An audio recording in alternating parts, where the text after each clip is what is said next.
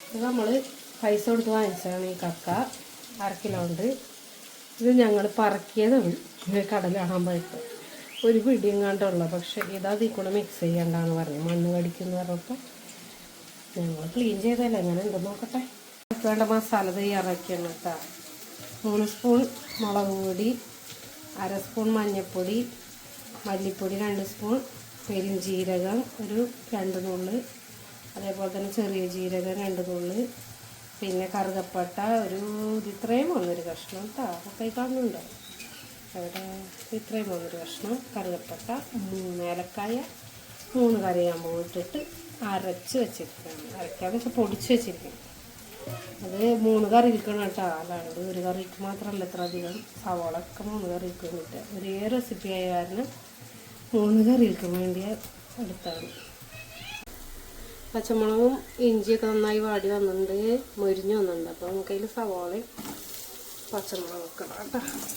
അപ്പോൾ നന്നായി മൊരിയണം കഴിഞ്ഞു. 3 തക്കാളി അത് ഒന്ന് നന്നായി മൊരിഞ്ഞതിന് ശേഷം ചേർക്കുള്ളൂ. അപ്പോൾ നമുക്ക് അരച്ച് ചേർക്കാം. അങ്ങനെ നമ്മുടെ സവാള വാടിയിട്ടുണ്ട്. ഇനി ഒരു തക്കാളി അരച്ച് ചേർക്കാൻ വേണ്ടിയിട്ടാണ്. കുറച്ച് നേരം കൂടി സവാള വാടത്തെ. തക്കാളി 4 തക്കാളി എടുത്തിട്ടുണ്ട്. കുഞ്ഞായ കാരണമാണ്, വലുതെന്ന് വെച്ചാൽ 2 മതി. തക്കാളി അരച്ചത് ഇതിൽ ചേർക്കാൻ. ഇപ്പം ഇതിൻ്റെ പച്ചമണം പോണ വരെ അതൊന്ന് വേവട്ടെ. ആ തക്കാളി ഇട്ടു, ഇനി അത് വേവട്ടെ. ഇനി കക്കറിച്ച് ഉപ്പും മഞ്ഞപ്പൊടി ഇട്ട് വേവിച്ച് വെച്ചാണ് നമ്മൾ വാങ്ങിച്ച കക്കറിച്ച്. പറക്കിയ കക്കറിച്ച് അല്ല, വെള്ളം വറ്റി. നമ്മുടെ തക്കാളിയുടെ പച്ചമണമൊക്കെ മാറിയിട്ടുണ്ട്. ഇനി നമ്മൾ പൊടിച്ച് വെച്ച പൊടി ചേർക്കാൻ പോകും കേട്ടോ.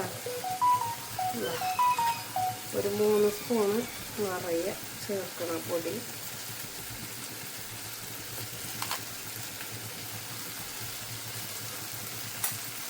പൊടിയൊക്കെ നന്നായി ഇറക്കി കൊടുക്കുക.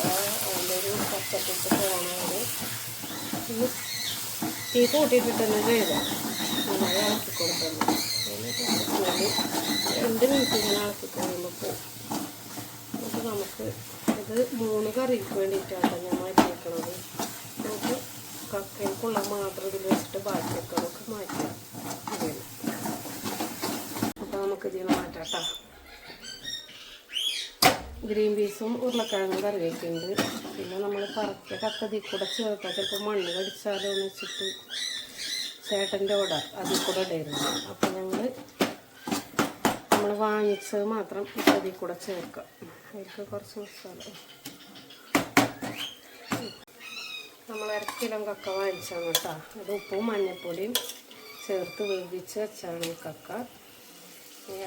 ഒരിത്തിരി ചാറുണ്ടായില്ല, അതും കൂടി അതിലിട്ട് വെള്ളം വറ്റണ വരെ നമുക്ക് വറ്റിച്ചെടുക്കാം. ലാസ്റ്റ് കറിവേപ്പില ചേർക്കുക. ഉപ്പ് വരങ്ങി ഉപ്പ് കക്കയിലിട്ട കാരണം ഞാൻ ഗ്രേവിയിലൊന്നും ചേർത്തിട്ടില്ല.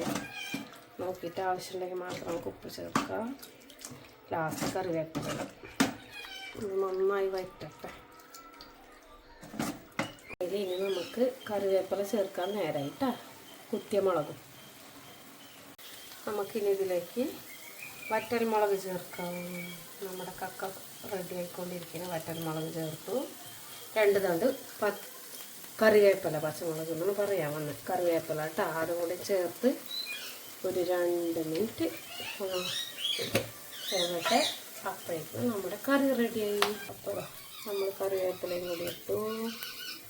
നന്നായി ഇളക്കി 2 മിനിറ്റ്. അത് കഴിഞ്ഞാൽ നമ്മുടെ കറി റെഡി.